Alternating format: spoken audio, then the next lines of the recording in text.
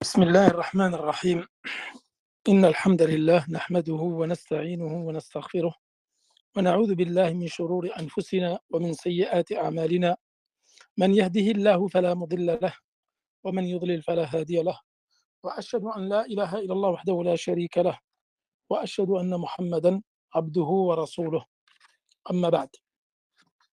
Aujourd'hui, Inch'Allah, troisième cours, quatrième jour de Ramadan, troisième cours concernant Tafsir, Surat al-Mulk, donc l'explication de la sourate, la royauté. Donc aujourd'hui, Inch'Allah, nous allons expliquer du verset 12 au verset 20. Mohamed, si tu peux nous honorer de ta lecture, Inch'Allah.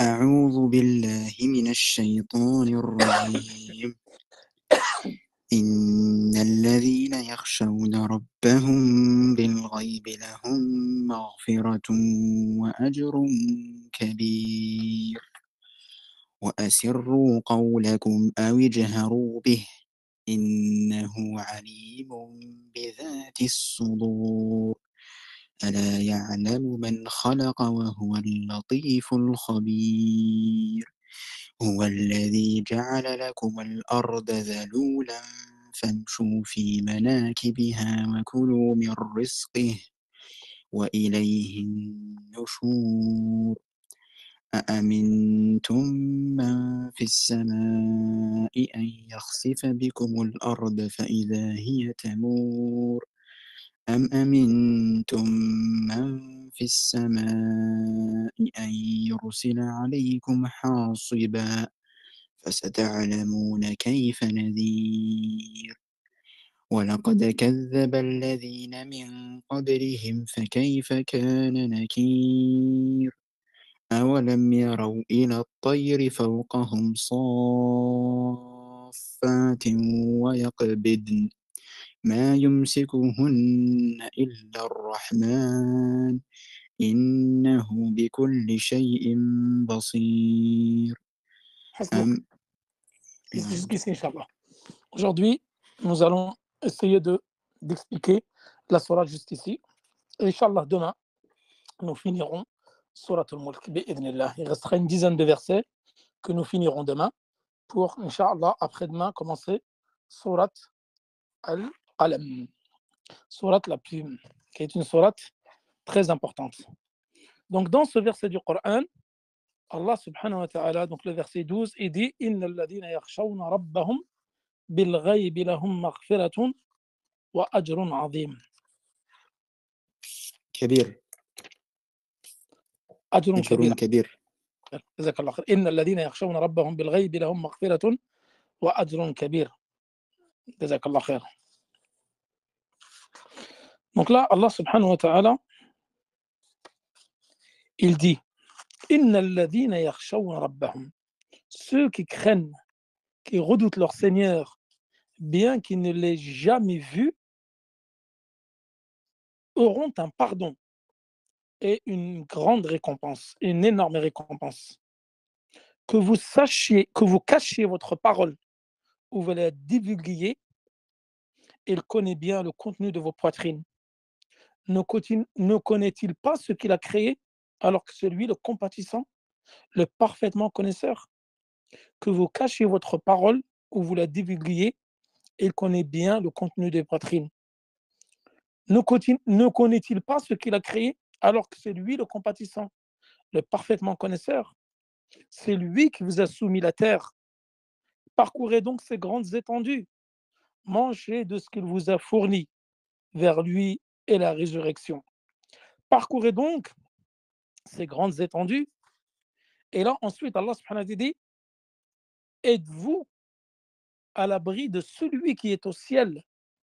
Vous enfuyez sous terre, et voici qu'elle tremble. Ou êtes-vous à l'abri de celui qui est au ciel, envoie contre vous un ouragan de pierre?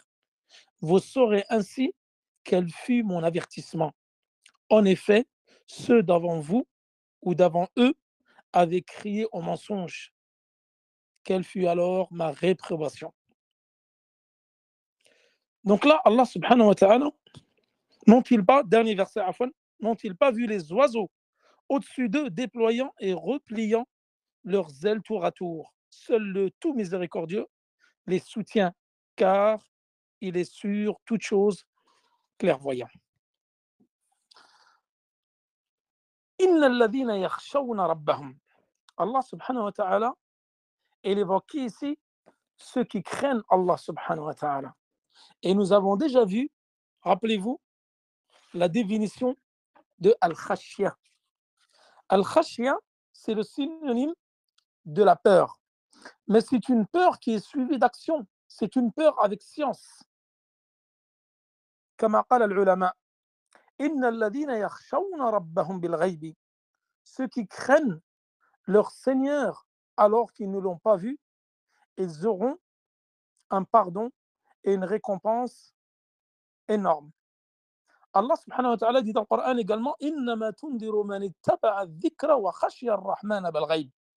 Donc là vous avez également وخشي الرحمن بالغيب. Et celui qui a craint le miséricordieux ne l'ayant pas vu. فبشرهم بمغفرة وأجر كريم. Annonce-leur un pardon et une énorme récompense, une récompense honorable. Qu'est-ce qu'il dit Allah subhanahu wa ta'ala dans Qaf, verset 33-34? Man khashiya ar-Rahman bil-ghayb wa ja'a biqalbin munib. Celui qui a craint le tout miséricordieux en ne l'ayant pas vu. Wa ja'a biqalbin munib. Al-inaba, rappelez-vous, nous l'avons déjà vu. C'est un synonyme de at-tawba. C'est celui qui revient vers son Seigneur repentant. Wa ja'a biqalbin munib, qui revient vers Allah subhanahu wa ta'ala avec un cœur repentant. Al-khashya, pour faire un petit aparté sur al-khashya, qui est différente de al-khushu'. Al-khashya, c'est le synonyme de la peur. Yakhsha ar-rajulu khashyatan ay khafa, c'est-à-dire lorsqu'il a peur. Allah subhanahu wa ta'ala dit dans Surat al-Kahf wa amma al-ghulam fa kana abawahu mu'minina fa khashina. L'enfant, ses parents étaient croyants. Dans Surat al-Kahf, les gens de la caverne. Fa khashina, nous avons eu peur. Et nous allons voir qu'il y a deux types de khashia. Nous allons voir qu'il y a deux types de khashia. Al-khashia, comme l'a défini certains savants, ils ont dit Al-khashia hiya ar-rahbatu wal-makhafa. Ça, c'est la définition de Ibn Jarir. Et Ibn al-Qayyim, il va donner une définition qui est plus précise. Hiya khawfun maqrounun bi ma'rifa. Al-khashya khawfun maqrounun bi ma'rifa, ay bi ilm wa amal.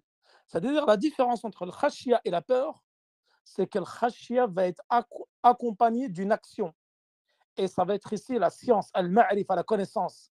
C'est-à-dire avoir peur avec connaissance en glorifiant celui de qui tu as peur, c'est-à-dire ton Seigneur.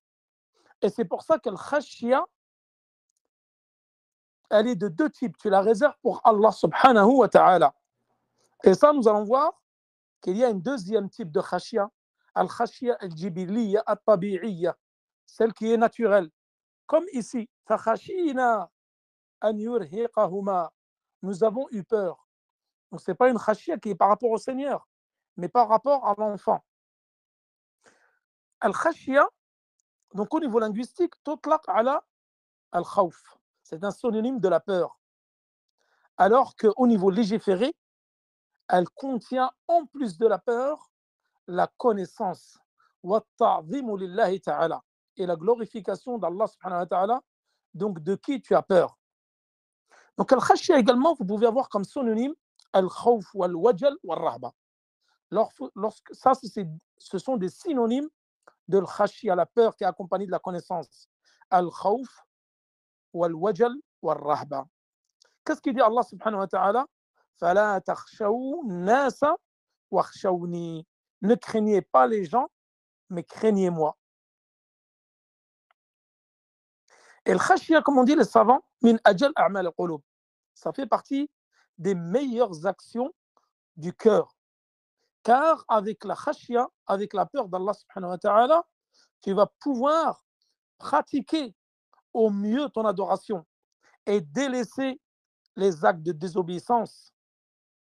Car plus tu vas craindre ton Seigneur, plus tu vas l'adorer, plus tu vas délaisser les actes de désobéissance. فالله سبحانه وتعالى قال فالله أحق أن تخشوه إن كنتم مؤمنين. Allah subhanahu wa ta'ala est plus en droit d'être craint si réellement vous étiez croyant.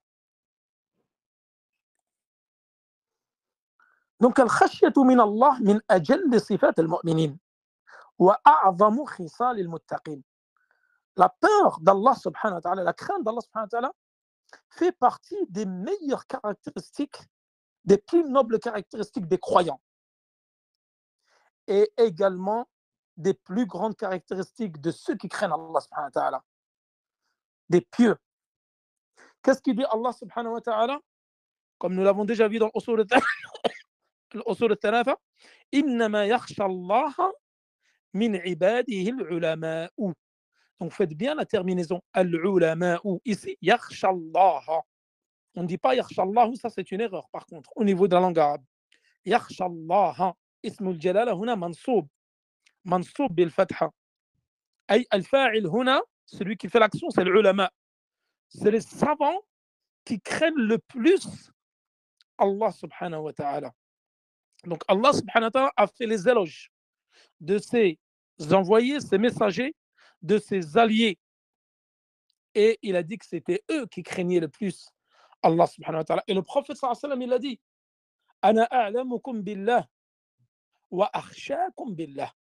Je suis celui qui connaît le plus mon Seigneur parmi vous et je suis celui qui le craint le plus. Et plus cette connaissance, cette science que nous apprenons tous les jours, cette science que nous écoutons tous les jours, quel est le but de la science? Maintenant, est-ce que cette science, elle est apprise, enseignée uniquement pour dire Foulen, il a de la science. Foulen, c'est un savant. Non. La science est simplement un moyen pour faire de toi quelqu'un qui va craindre plus Allah subhanahu wa ta'ala. Et Allah subhanahu wa ta'ala, comme nous l'avons vu dans la conférence sur l'étude de la science, il a élevé en degré les savants, car ce sont eux, de par leur connaissance, qui connaissent le plus Allah subhanahu wa ta'ala, ce qui les a amenés à le craindre le plus. Cette science, si elle ne te fait pas craindre Allah subhanahu wa ta'ala plus, c'est que tu n'as pas réellement saisi l'essence de la science et le sens même voulu par la science. La science, on ne l'étudie pas en elle-même, mais on l'étudie pour la mettre en pratique, pour pouvoir mieux adorer notre Seigneur et pour pouvoir le craindre plus. Voilà, c'est ça le but de la science.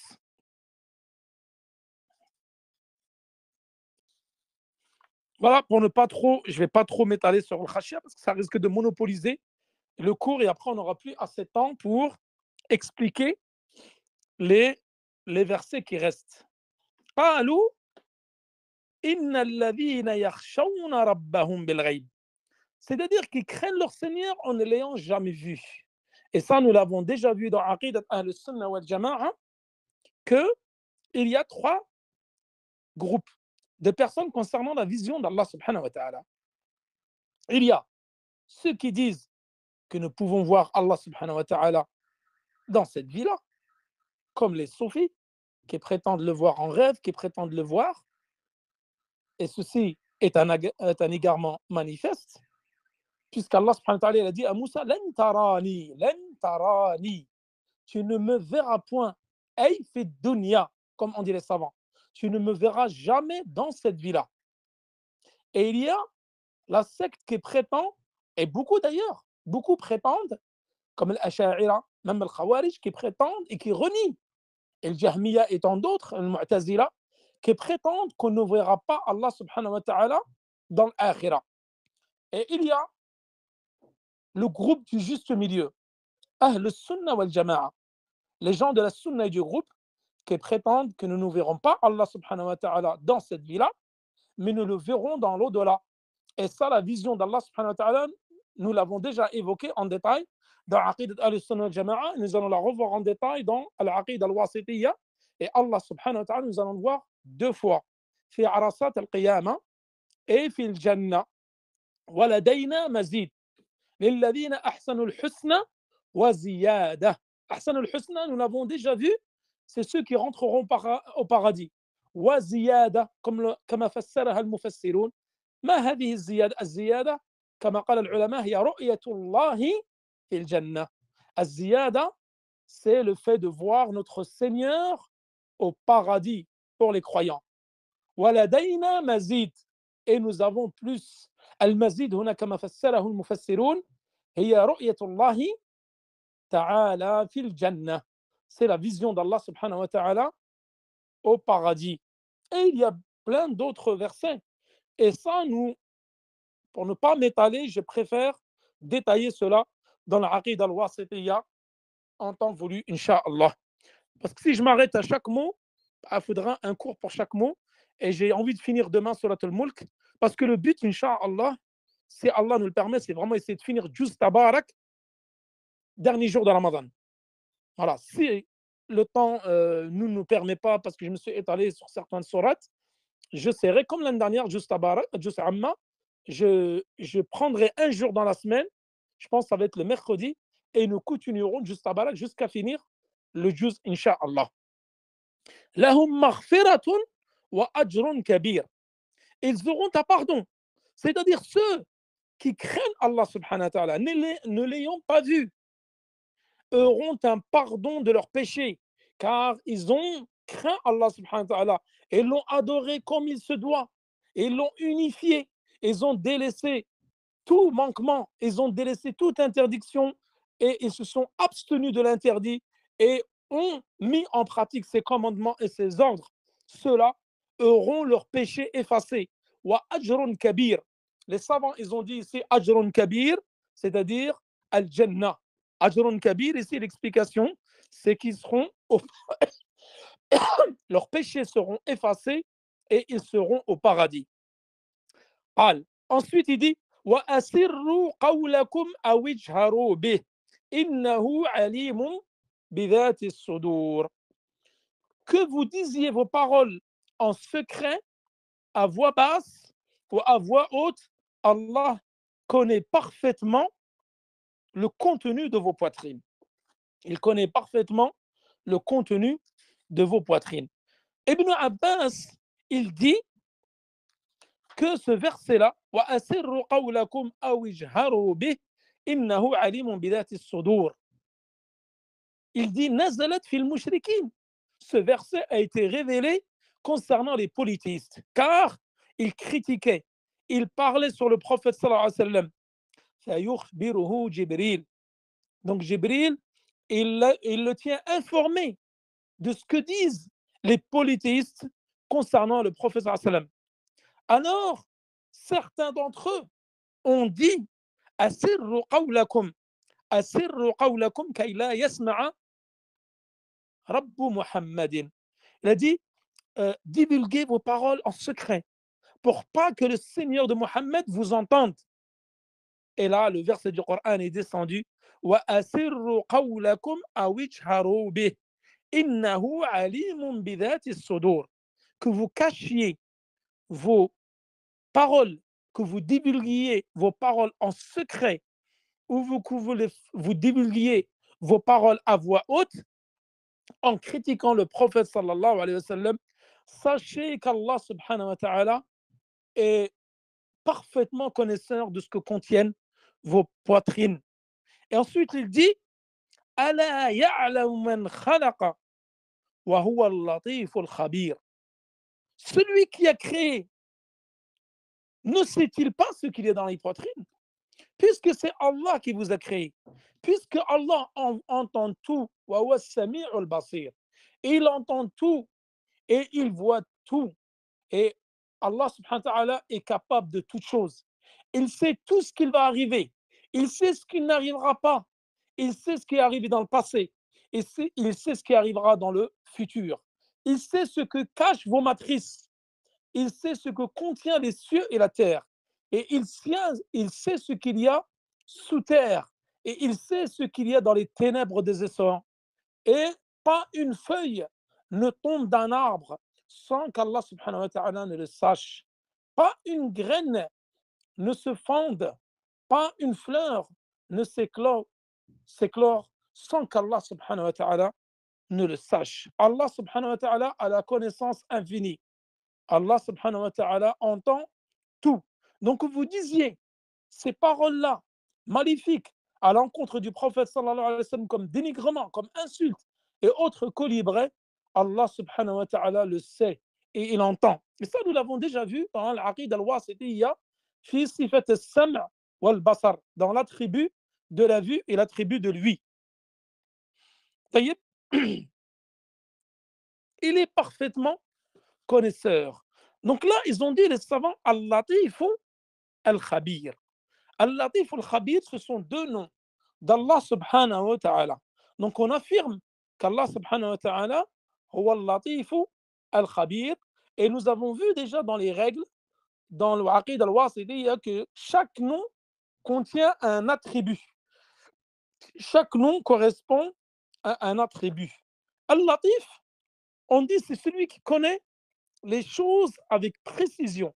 C'est-à-dire qu'Allah subhanahu wa ta'ala connaît les choses avec précision. Wal-Khabir, c'est celui qui connaît les choses cachées. Donc là, ils l'ont traduit par le compatissant. Al-Latif, compatissant. Wal-Khabir, le parfaitement connaisseur. Donc lui, il sait parfaitement qu'elle dissimule d'intention et de volonté. C'est-à-dire vos poitrines, qu'est-ce qu'elles dissimulent en intention et en volonté. Et que dire alors des paroles et des actions qui sont audibles et visibles. Et certains savants, ils ont dit Al-Latif, alladhi yudrikuhu ad-daqiq. C'est-à-dire, c'est celui qui connaît les choses avec précision. Wal-Khabir, alladhi yudriku al-khafi. Al-Khabir, c'est celui qui a connaissance des choses cachées. Ensuite, il dit هو الذي جعل لكم الأرض ذلولا فامشوا في مناكبها وكلوا من رزقه وإليه النشور. C'est lui qui vous a soumis la terre. Parcourez donc ces grandes étendues. Mangez de ce qu'il vous fournit. Vers lui est la résurrection. Donc Allah subhanahu wa ta'ala nous a aplani la terre.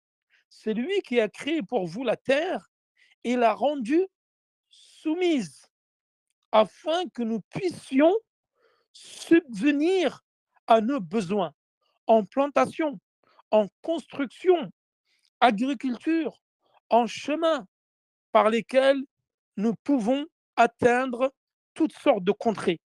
Donc, Zalou, là, c'est-à-dire qu'Allah subhanahu wa ta'ala nous a facilité la vie sur terre en pouvant creuser dans le sol pour y planter des arbres, des fruits, des légumes, des céréales, et en creusant également dans la terre pour pouvoir construire des puits et que pour l'eau puisse jaillir et que nous puissions boire de cette eau douce, de la nappe phréatique. Et également, il nous a permis de construire sur la terre afin d'y vivre. Ensuite, il a dit, mangez de ce qu'il vous a fourni. Donc Allah subhanahu wa ta'ala nous a facilité la vie sur terre. Ensuite, il a dit, mangez. C'est-à-dire, après avoir parcouru la terre, le fait d'y vivre, de planter des plantations, de développer l'agriculture, les constructions, on mange de ce qu'Allah subhanahu wa ta'ala nous a donné à travers ces cultures, ces plantations et l'agriculture. Et là, Allah subhanahu wa ta'ala, il dit, êtes-vous à l'abri que celui qui est au ciel vous enfuit sous terre, et voici qu'elle tremble. Ou êtes-vous à l'abri que celui qui est au ciel envoie contre vous un ouragan de pierre. Donc dans ce verset, wa ilayhi an-nushur, an-nushur, nous l'avons déjà vu, c'est la résurrection. C'est lorsque Allah subhanahu wa ta'ala, après notre mort, il va nous faire ressusciter pour rendre donc des comptes. Ensuite, Allah subhanahu wa ta'ala, il dit, excusez-moi, A'amintum man fis sama'i, croyez-vous à celui qui est في السماء هنا أي على السماء كما قال المفسرون. Croyez-vous à celui qui est au-dessus du ciel. Donc ici, dans في السماء, ça veut dire au-dessus des cieux. هذا فيه إثبات العلو لله سبحانه وتعالى، العلو المطلق. C'est-à-dire qu'Allah subhanahu wa ta'ala, on affirme l'élévation d'Allah subhanahu wa ta'ala de par son essence. Donc Allah subhanahu wa ta'ala est au-dessus des sept cieux, au-dessus de son trône, et son trône est au-dessus de l'eau. Et nous l'avons déjà vu dans l'Aqid al-Wasitiyya, où Ibn al-Qayyim dit dans Nouniyya, dans son célèbre poème, في انتصار الفرقة الناجية النونية في انتصار الفرقة الناجية. C'est-à-dire Nouniyya, c'est un poème dans la victoire de Al-Firqat al-Najiyya, c'est-à-dire le groupe sauvé. C'est-à-dire que dans ce poème, Al-Nouniyya, Al-Shafiyya, Al-Kafiyya, il est décrit la croyance des gens de la Sunna et du groupe. Et il dit qu'il y a plus de 2000 dalils, 2000 preuves dans le Coran et la Sunna qui viennent affirmer l'élévation d'Allah subhanahu wa ta'ala de par son essence, au-dessus des sept cieux.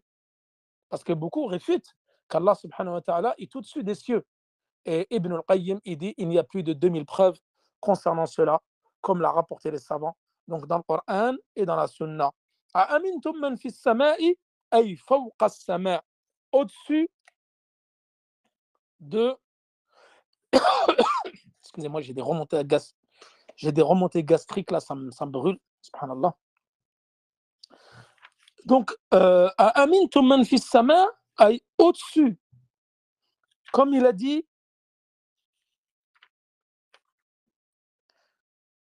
Comme on dit, فسيحوا في الأرض. Donc ici, أأمنتم أي من فوق السماء, au-dessus du ciel.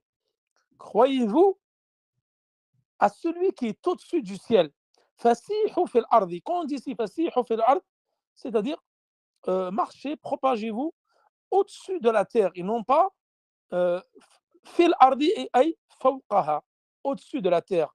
Et lorsque Pharaon, il a dit le pharaon, il a dit aux magiciens qui ont cru en Moussa alayhi salam, il a dit لأصلبنكم في جذوع النخل, Taha, verset 71. لأصلبنكم في جذوع عفوا النخل.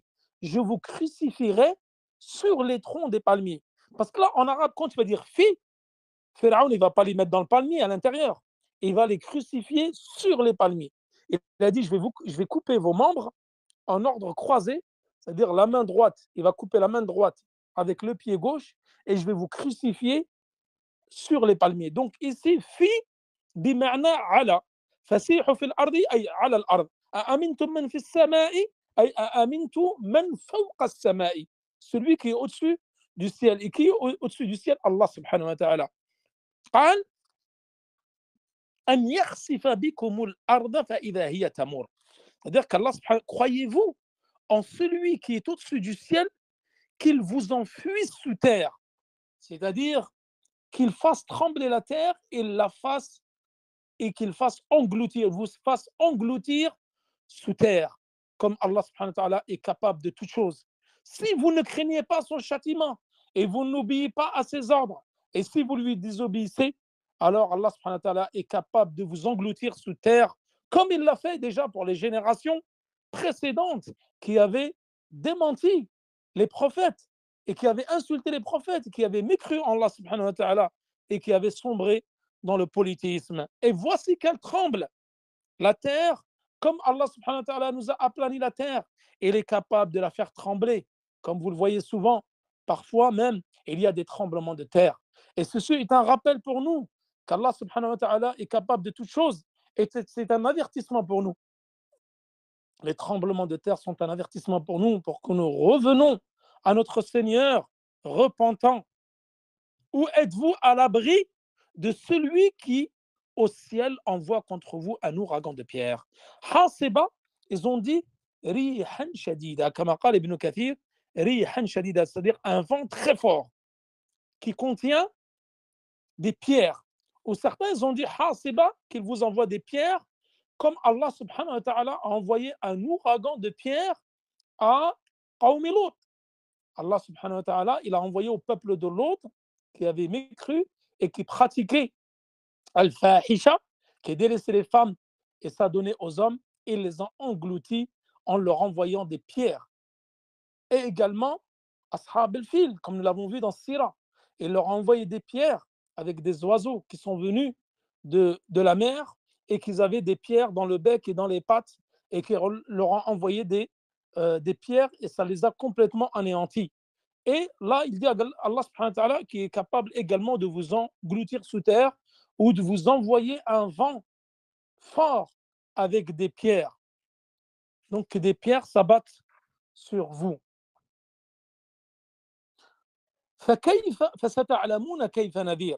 C'est-à-dire comme ça, vous saurez quand ou comment est mon avertissement. Car les générations précédentes ont été averties. Et celui qui est doué de raison sera prendre exemple de l'histoire qui sont racontées dans le Coran des générations précédentes. Comment Allah subhanahu wa ta'ala leur a envoyé des messagers pour leur annoncer la bonne nouvelle, d'adorer Allah subhanahu wa ta'ala lui seul et de ne rien lui associer et de délaisser le culte des divinités et de les prévenir et de les avertir de ne tomber dans le politisme et la mécréance. Et celui qui est doué de raison et qui réfléchit saura tirer une leçon de ce qui est arrivé aux générations précédentes. Alors que celui qui ne réfléchit pas à cela, c'est celui qui aura perdu. Et nous finirons par ce dernier verset, Inch'Allah. Et ceux qui ont démenti les peuples, c'est-à-dire les générations précédentes, avaient démenti. Ceux qui les ont précédés, c'est-à-dire les générations précédentes, avaient démenti leurs prophètes. Et tel était mon avertissement. Vous saurez ainsi quel fut mon avertissement. En effet, ceux d'avant vous avaient crié au mensonge, avaient démenti leurs prophètes. Et quelle fut alors ma réprobation? Ma réprobation. Ensuite, Allah subhanahu wa ta'ala dit Awalam yaraw, ne voit-il pas l'oiseau ila tayri fawqahum safatin wa yaqbidn. Ne voit-il pas les oiseaux au-dessus d'eux, déployant et repliant leurs ailes à leur tour à tour? Seul le tout miséricordieux les soutient, c'est-à-dire soutient les ailes des oiseaux ou les oiseaux dans les airs, car il est sur toute chose clairvoyant. Ma yumsikuhunna illa ar-Rahman, innahu bikulli shay'in basir. Donc Allah subhanahu wa ta'ala dit, ces gens-là qui ne méditent pas sur les générations précédentes, sur les récits que nous leur avons contés, sur les différentes générations auxquelles nous avons envoyé des prophètes et les ont démentis, ne voient-ils pas les oiseaux étendre leurs ailes dans le ciel, ensuite rabattre leurs ailes? Ma yumsikuhunna illa ar-Rahman. Seul Allah subhanahu wa ta'ala, le miséricordieux, les maintient. Innahu bikulli shay'in basir. Et Allah subhanahu wa ta'ala voit toutes choses. Donc Allah al-Basir, huna, nuthbit ism al-Basir.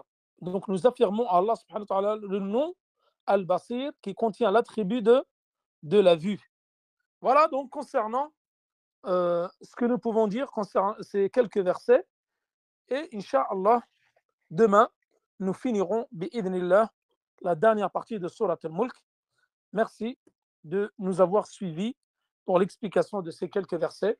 Wa sallallahu ala nabina Muhammad wa ala alihi wa sahbihi wa sallam. Wallahu ta'ala a'la wa alam. Wassalamu alaikum wa rahmatullahi wa barakatuhu.